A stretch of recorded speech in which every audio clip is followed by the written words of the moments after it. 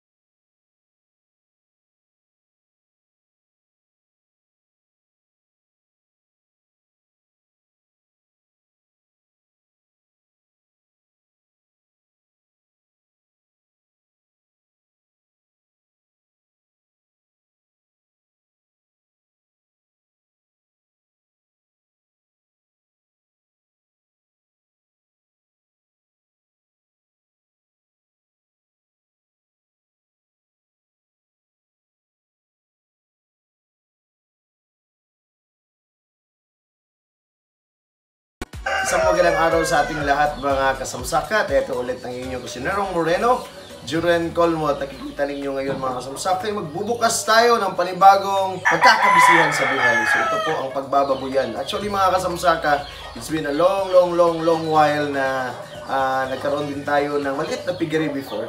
So, sa kadahilanan na mahal ang baboy ngayon, sa kadahilanan din na maraming manang tumutugtog tubaok, isa sa mga rason mga kasamsa kung bakit binalikan natin ang pagbababoyan dahil din ay nag-expand na tayo ngayon sa ating canteen. So most probably, nagkaroon na tayo ng soon tatlong pangatlong branch ng ating canteen.